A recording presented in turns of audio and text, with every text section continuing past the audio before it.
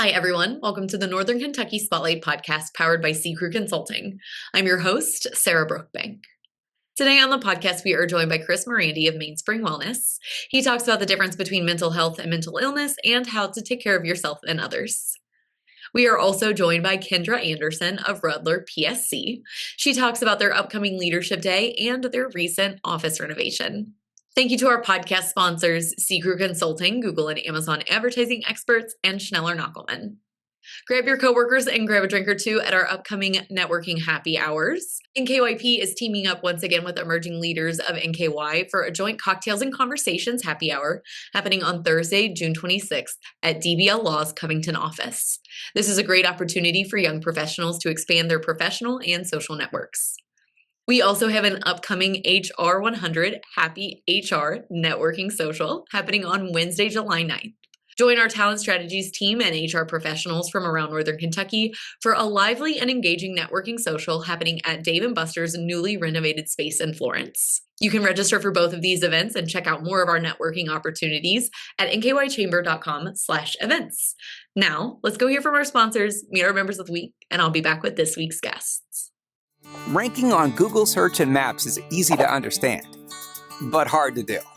It requires constant effort and attention, uploading new photos, responding to Google reviews, writing weekly posts, and checking suggested updates. Google listing optimization takes experience and time, and there are no shortcuts.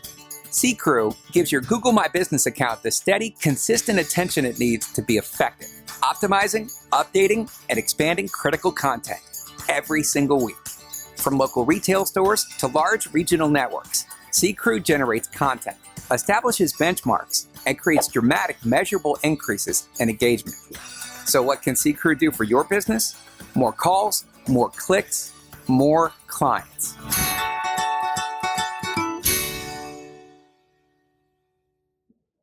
Congratulations to our members of the week. You can learn more about these businesses by following the Northern Kentucky Chamber on social media, where we'll highlight one of these businesses each day. Now, let's meet our members of the week. Stronghold Self-Storage in Erlanger offers a wide range of clean, secure, and affordable storage solutions to fit your personal and business needs.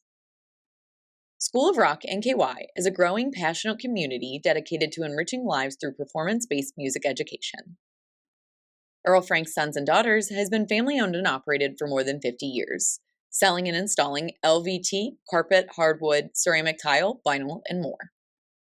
5-Star Septic Service and Portable Toilets is a family-owned and operated small business offering special events luxury restroom trailer rentals, construction units, and septic pumping. Golden Gelato is a gelateria and lounge serving authentic handcrafted gelato, sorbet, espresso, wine, and cocktails. Hi, everyone. Today I am joined by Chris Morandi, founder of Mainspring Wellness. Welcome to the podcast. Thanks for having me. It is great to have you. You just recently were with our Leadership Northern Kentucky group talking about mental health, mental illness, mental wellness. Well, tell us a little bit about your company. Tell us about your organization. Sure. Mainspring Wellness has been around for almost 10 years now. I joke that this is Mainspring 2.0. Mainspring 1.0 was a side hustle with me and my partner. We were doing a lot of court order treatments, so like anger management, domestic violence stuff, those kind of things. Yeah. And we shut it down because it's rough work, and yeah. we had full-time jobs, and we're doing that. And then right when COVID started, we were like, maybe we should do this again and do it the right way. Mm-hmm. We had worked in community mental health before. Mm-hmm. And there's kind of two different worlds, environments. So there's community mental health, which is like low SES, kind of conveyor belty, moving people in quantity over quality most of the time. Right. And then there's private practice world, which is like nicer offices, higher SES, self-pay folks, working professionals. And so we were like, how do we build a good private practice but give access to folks who don't normally have it? Yeah. So we did all the work ourselves, getting paneled with insurances and all of those things. And so where we are now is we have therapy in Covington in our outpatient office, and then we're in Covington schools, Ludlow schools, and hopefully some other river cities as we go. Yeah, that's really incredible that you're providing, so for adults and students, yes. That's two different worlds, but some of the same problems. Yeah. When you think about the things that you're treating, a lot of people use mental health and mental illness kind of interchangeably. Yeah. What's the difference? So mental health is specific diagnoses, right? So if you think about stereotypical reasons you go to the doctor, right? I have asthma, I have diabetes, I have, whatever. That is mental illness, right? Yeah. And I think when people say they have poor mental health or they're working on their health, they do use those terms interchangeably. Health is more, to me, like if you think about in the physical world, what do you do to get physically healthy, right? You eat right, you sleep, you go to the gym, whatever we do to be physically healthy. And I think when we talk about mental health, we're talking about how to get as mentally and emotionally healthy as possible rather than fixing illnesses. Does that make sense? Yes, it does make sense. So you can go to therapy and be treating your mental health without a mental illness. Yes. And I think a lot of people, and you mentioned the pandemic, you guys started this back up again. That time, that conversation exploded. But you've been in the industry for 10 plus years. What's kind of changed for you? I think people are recognizing that mental health treatment therapy is not just for like folks who are really down or really anxious or should be, committed to the hospital or whatever people are saying, right? It's not for folks who are sick. It really is about getting as well as you can be, so. Yeah. And when you're thinking about ways that you can have your brain and your mental space be like the most healthy it can be, what are different ways you can do that? Obviously, therapy is one. Therapy is definitely one, and I could talk for days about how to do that in a therapy context. I think all the basics, right? Like if you think about the mind-body connection, all the things we do to get kind of physically healthy, that also helps our mental health. And then like socially, making sure you're getting out, interacting with your loved ones, making friends, and those kind of things. I just had somebody join a book club. I had a client who was like really was struggling with depression. And I was like, why don't you I don't know, join the social club, softball, laughed at me for softball. I'm not doing that. And she's in a book club now, and she's doing great. That's awesome. So I think it really is just like human connection, specifically in 2025, where that's getting less and less. Yeah. I think that's kind of how we can get healthy outside of therapy. So if someone has never been to therapy before and they don't know what to expect, what can they expect when they're going into a first appointment? Yeah. So I think the first thing to know is that the first appointments are just laying out the entire process, right? So it's information gathering, what brought you here, why are you here, and some goal setting. And the way that I like to talk about goal setting is, let's say we work together for, I don't know, X amount of times, 6 months. At the end of that time, how do we know that we've done a good job? And people say a lot of like, I just want to be happier, or I don't want to be crying in my living room every day. Right. And those are great, but we need like tangible things, because sometimes our mind makes us think we're doing better or worse than we are. So if we can go back and look like, hey, you were, I don't know, drinking 4 nights a week, and now you drink 1 night a week. So you can measurable progress. So we set some measurable goals. And then I go into like professor mode, which is like, let's describe what therapy is, how it works. Here are all the things we're going to work on. And it really is more about setting the table for skill building than it is just kind of like, how's your week? Tell me the week's problems and let's work through them. So. Yeah. Because I think like going into therapy, talking about the week is important, but you mentioned skills, and skills are really important when you're thinking about like, how am I making a better space for my brain? So what kind of skills do you learn in therapy? Yeah, lots. A very, very long list. Yes. So basic, right? Emotions, thoughts, behaviors. That's kind of the cognitive behavioral therapy model. So in the emotions world, it's like, what are emotions? Why do humans feel them? Why are some comfortable and uncomfortable, right? And how to kind of get along with them rather than try to fight them or avoid them. And then what are our thought patterns? How do we think about things? And then how do we like interact with the world in a way that like works best for us rather than against us? Yeah, I know a lot of people say like the feel your feelings thing. Yes. That is a big topic. And as somebody that maybe doesn't want to always feel their feelings, I think that, that's a skill that everyone needs to learn at some time. Yes. It's funny because, and I can talk about this forever, but so the interaction between emotions and thoughts, right? So if we assume emotions are data, meaning like emotions are trying to tell us what we want or need at any given time, and all we're doing is spending time avoiding them, right? Then our thoughts are kind of working on incomplete data, which makes overthinkers, right? Because we're trying to think our way through our feelings rather than understanding and feeling them. That's the feel your feelings. Yes, the feel your feelings. Yeah. So if you think about mental health in the community, and it's something that we can kind of work on as a group project. If people were going to be pitching in, what are the things that people should be pitching in? Yeah, it's a great question. You said it, community, right? I have a couple of friends who are urban planners, and they talk about this idea of third place. Yeah. So you have like home, and you have work, and where is your third place? Like Cheers, like where everyone knows your name, right? Yeah. And so it is communally making public spaces, places where you can come together, where people can gather and talk. I grew up in New York, and I went to school in New York City, and I think about like all the parks had chess tables, and there would just be random people playing chess in the park. Like that is the idea, right? Not having a place where everybody can go. That's on the macro level, and then micro level, like knowing your neighbors and your friends is super important, right? Having groups of people who know who you are, and you can have real conversations. One of the things that we talk about in therapy is this idea of rings of intimacy, and what that means is like strangers, acquaintances, friends, like intimate, like folks you're closest with. Yeah. Where do people fit in, right? And if everyone around you is an acquaintance, right? I get my coffee from the same place every day, and there's a coffee guy, and in my head, he's the coffee guy, right? And I know 2 things about him, and those are the things I talk about, right? I don't know him holistically, right? That's what an acquaintance is. And so if he says, "How are you?" I say, "I'm fine." Thanks for asking. Yeah, that's great. I'm great. I could be falling apart, but I'm just saying, like, I'm good, right? Now, if my wife or somebody asks me how I'm doing, I'm like telling them how I'm doing, right? Yeah. And so the closer you are as a community, the more real people are, right? The more people, or the less people fall through the cracks. And so I think Community Project is building spaces where people can come together, both like at a larger scale and also like on your block. Yeah. I think you mentioned at the beginning of the interview, the pandemic. Yes. And that explosion of people having that conversation about mental health and like bringing community and finding new and different ways to build community, especially when we were all like locked away at home. Yes. I think it's so important, and is definitely one of the things that like spurred this whole like, oh, now we all need to go to therapy. Yes.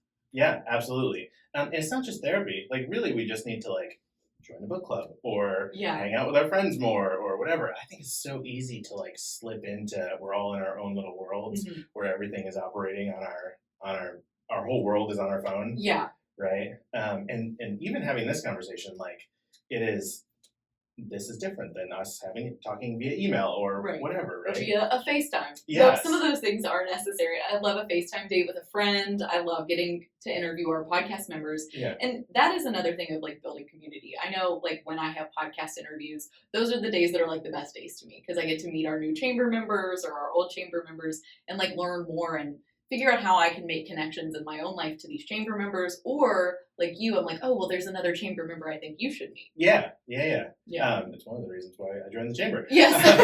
And you are a new chamber member, so that's really exciting for you guys to join our fold and get more connections. Yeah. When you're out in the community and you want people to learn more about Mainspring, obviously you guys have been around for 10 years, but you said it's kind of 2.0. Yeah. Is there anything else you think that people need to know about you guys and how to get in touch? They can get in touch via our website, mainspringnky.com. And we are really, really good at responding to folks. I think that's one of our biggest strengths. Even if you're not like an active client with us and you have questions just generally about mental health or whatever, we have a great team who will answer all of your questions almost immediately. So reach out to us. Yeah. And then what else about you guys do you think people need to know? I think this is going to sound weird maybe, but we're humans, like we're real people. I think a lot of times when people think about therapy, they think of like a patient-doctor relationship, and that is not what therapy is at all. We have done, I think, a pretty good job of making our physical space feel more like living rooms in a house rather than like you're coming into a doctor's office. So as an advocate for therapists everywhere, it's not medical at all. It is more of your knowledgeable colleague or whatever helping you work through some stuff. So it's important, a lower barrier to entry. And I think and you've mentioned that you guys work with with schools. Oh, So yeah. you work with students. So what's that like? That's a whole different animal than working with like adults in business. Yeah, it's a whole different ballgame. Kiddos are great. They're funny.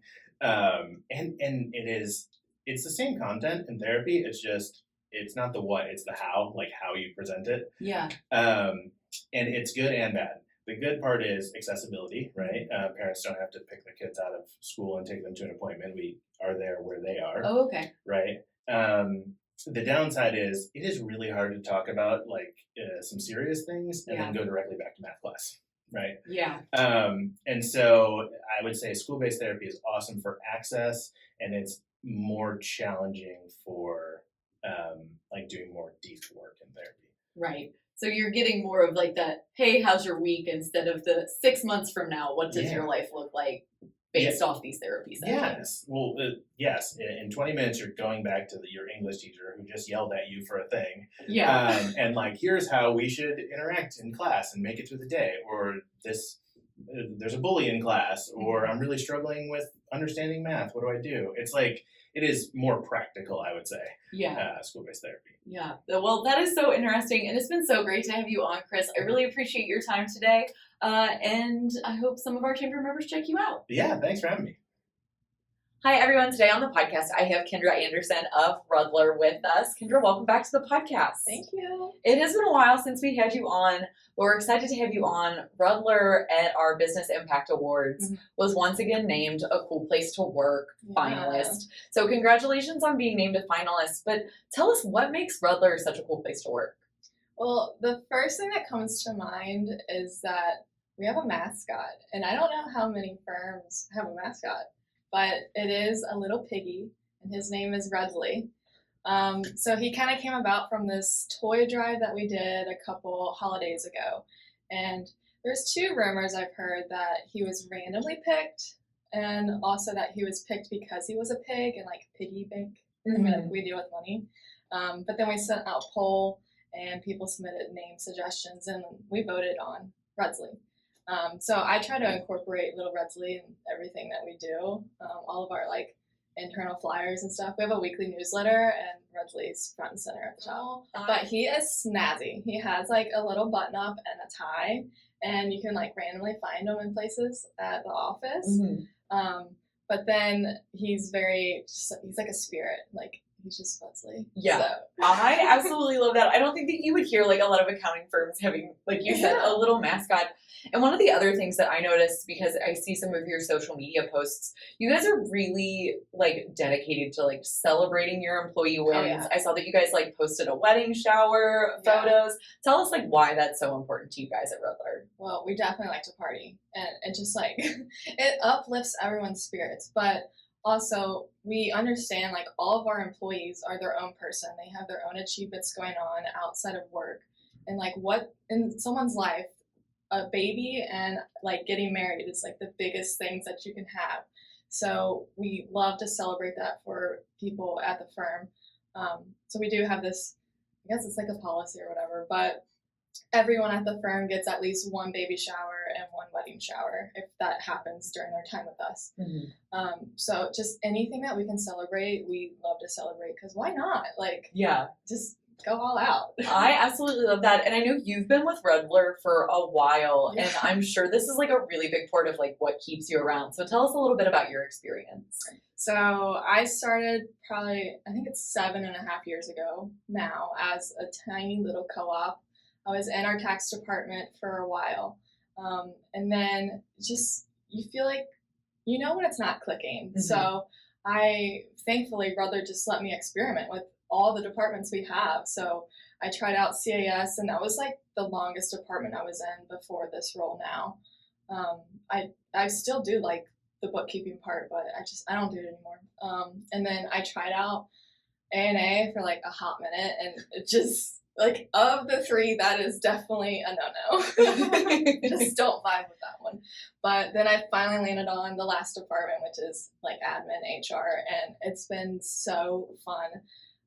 Since being in this role, I'm a very creative person, and like all of our parties and stuff, me and our engagement committee, we plan those things. So like I'll go in and I'm like blowing up balloons and like decorating the office and just like creating things for people to have a good time. And that's what I like to do, like outside of my work. Like my kids' birthday parties, they're just on theme, on point, ready to go. But I love that like work hard, play hard aspect, because like when you think about accounting, you think like very buttoned up, very straight laced. So it's really fun. I love your guys' social media presence and all the fun things that you're doing. You guys also have a really great opportunity coming up later this month to get people like connected to Rudler. You're having a leadership day on June 26th. Tell us about this event. It's something we do every year, and the past couple years, it was a little bit newer back then, but we invite any college student to come, and it's not even like a recruiting thing for us. Like there is a little bit of aspect to it, but we just want people to experience the accounting field today and what it's like today. So the day kind of flows, like the little group that we have, there's many sessions, each with a department head, and they'll go over a little bit of like tasks that they do in the department and what it's truly like. And then we do a little bit of fun things, of course. So one thing I like to do is an office tour, but I switch it up. I do an ABC office tour. So they kind of go off on their own and they find objects around the office. So like if they're in the lunchroom, there was an apple, that's what you put next to A. So they kind of like meander and do their little thing. Then we rejoin. And I also have a session with Legos. I won't give it away, but we still try to make it fun. But again, the whole point of it is just for people, college students, to truly feel what it's like to be like in an office and what you would be doing. Because it isn't the stuffy, like, I mean, there still are firms like that, but we're just not that. So just being realistic with them. Yeah, and that's a really good opportunity. So for people that want to learn more about like how to sign up for Leadership Day, where do they go?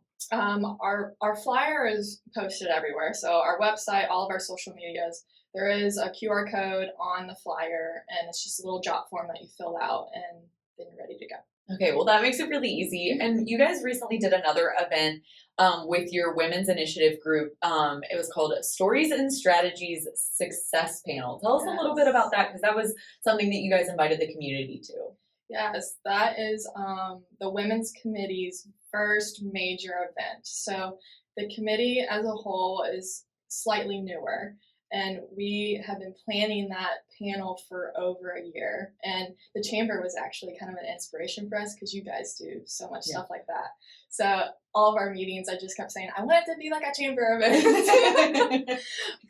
But the whole idea behind it was my career journey kind of played a little bit into it, because trying out each department, it's just like, it wasn't clicking. I liked it, but I wasn't loving it. I just had this like burning question of, what does it feel like when you love your job? And then once it clicks, it is kind of hard to describe that, but I wanted to hear, and the rest of the committee, like from people that are super successful, they love their job, what's it like, what was the career journey to get there. So we have, we had 3 women come in, all from different industries, just share their journey and how they got there. Yeah, and that's really cool. And you mentioned you kind of are shaping this around some of the women's initiative events that we have here at the chamber. But tell us a little bit about your guys' women's initiative group. That's exciting that you guys have started one. Yeah, so a woman I work with, her name's Lisa Dooley. Shout out to Lisa. She went to Alex, our president, and was like, I have this idea. I want to start the women's committee. Can I do it? And he was like, no problem. Like, go ahead and do it. So he just let her do her thing. It's a group of 7 women, and we do meet monthly. And the beginning stages, we're trying to figure out what we really want to accomplish. What is our vision and mission statement? And we basically just want to support women at every stages of the career and any struggle that they're having.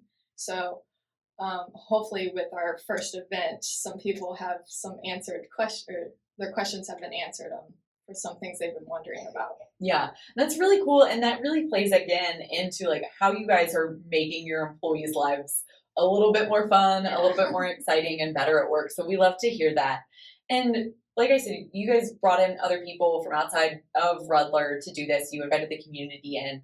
Rudler's really involved in the community. Tell us a little bit about that aspect of the business. The community is very important to us. It is one of our company values. basically, like without the community, there wouldn't be Rudler. Mm-hmm. So we do have a couple events throughout the year that we do every year. One of them is a shred day. So it's usually every September. We invite the whole community to come. We partner with the Fort Wright Fire Department. So they clear out a bay, people come up and they drop off their like secure documents, and they can have like rest assured that they're going to be shredded. And so all of that is free to the community. We have 2 volunteer days that our employees do. We try to partner with some of our clients for those days, but like last year we did the Free Store Food Bank. We assembled boxes for kids on the lunch programs and senior citizens. And then we also, all of our shareholders are on like some kind of board, and we went to a like senior living facility and we did like a walker wash, like kind of a car wash, but yeah, we washed all their walkers and we just like chatted and hung out with them all day, and it was a really good experience. But we do 2 volunteer days throughout the year, and then our remote employees, we give them the option to choose something local to them. Then we do so many things. What else is there? Every around the holiday, we always do a holiday drive. So this past year, it was a little bit different. We collected donations for animal shelters around us. That was really cool because we have a ton of animal lovers. Yeah. And then just throughout the year, we do a lot of monetary donations to clients and non-clients. Yeah, it's really important that you guys are involved in the community. We love when we hear our chamber members are getting involved. But Kendra, it has been so great to have you on, kind of like talking about the culture at Rudler. Is there anything else you think our viewers and listeners need to know? Just that Rudler is probably the best. Yeah. I wanted to touch on our office expansion. Oh, yes. So Rudler recently just went over a pretty big renovation. When you come to our building, we are now the entire 2nd floor. So before we only had half, and now we have the entire 2nd. With the expansion, it allowed us to create a rec room / training room, because before we did not have a space big enough to fit most of the firm in there. Mm-hmm. So we were like craving that space, and now we finally have it, and that's where like our panel, the women's panel, was in, and it's been really great, and all of our lunches, all of our parties are finally fit into one room now. I love that. Well, congratulations on the expansion. It's great to hear. But Kendra, it has been awesome to have you on today. Thanks so much for stopping by. Yes, thank you. Chris Knockelman with Schneller Knockelman Plumbing, Heating, and Air. It's spring now, but before you know it, our ACs are working overtime. Dave, it's going to be warm soon. Right now is a good time to get the AC serviced, right? You can get your AC tuned up for only $59. So get your $59 tune-up at SKPHA.com. SKPHA. So if your plumbing and mechanical systems give you trouble, just remember our name, Schneller Knockelman. Welcome back, everyone. I hope you enjoyed learning more about Mainspring Wellness and Rudler PSC on today's episode of the podcast. I encourage you to learn more about both of those organizations by checking out their websites. Thank you once again to our podcast sponsors, C. Crew Consulting and Schneller Knockelman. Like I said, we have a lot of networking opportunities coming up here at the Chamber this summer. Our NKYP and Emerging Leaders of NKY Cocktails and Conversation event is happening on Thursday, June 26th. And our HR 100 Happy HR Networking Social is happening on Wednesday, July 9th. You can learn more and register at nkychamber.com/events. Finally, if you're a member who would like to be featured on the podcast, or if you're interested in becoming a member of the Northern Kentucky Chamber, please reach out to Lynn Ablin. And if you're a member who would like to share your workforce strategies and resources on our Talent Strategies Spotlight, please reach out to Nancy Spivey. You can find their contact information on the screen in front of you or at our staff directory at nkychamber.com.